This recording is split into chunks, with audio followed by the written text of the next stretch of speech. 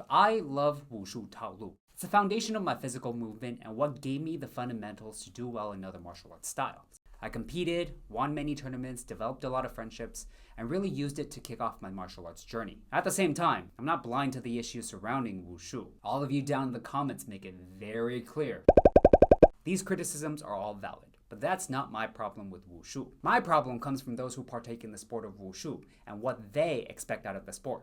I'll start with the reason why I chose to do Wushu Taolu. I wanted to look cool and show off. That meant living whatever martial arts fantasy I had in my head while jumping around fighting invisible enemies. I'm living out my wuxia, Mortal Kombat, and anime fantasy all at the same time. And I get to live out this dorky fantasy in a socially acceptable manner. I'm doing it within the confines of a sport without the need to fight. Well, that's not martial arts. You can't actually fight. Valid criticism. I would say the movement is based on traditional styles of martial arts, but that's not the goal of the sport of Wushu Taolu. But that turns traditional martial arts into a simplified scoring system. Also valid, and I see why people get upset at the word Wushu, which literally means martial art.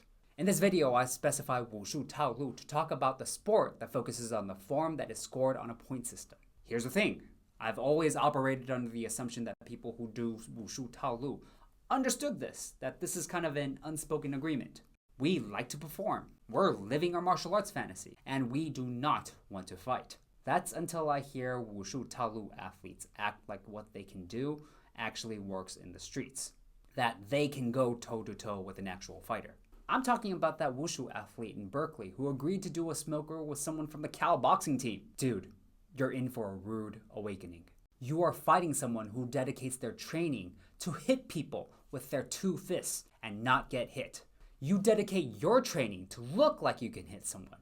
Those are two very different things. They probably sparred every practice. You at most probably spar once a month. Flip it around. If both of you competed in a Wushu Taolu tournament, you totally dominate that competition. But that's not what you're signing up for. Oh, but you think your kicks are effective.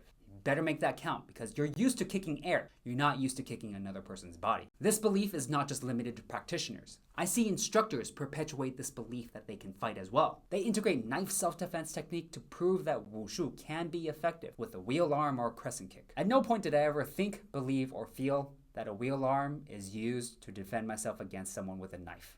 There's a big difference between understanding the intent of a move and actually defending yourself from an attack. And there's that one chubby kid who said that they can beat anyone on a one-on-one sword fight because he is trained to use swords. Oh, scratch that. That was me living in my Wushu fantasy. And the favorite thing that these Wushu athletes like to do is to use the actual term Wushu as a justification as to why Wushu is a complete form of martial arts. Yes, Wushu actually translates to martial art.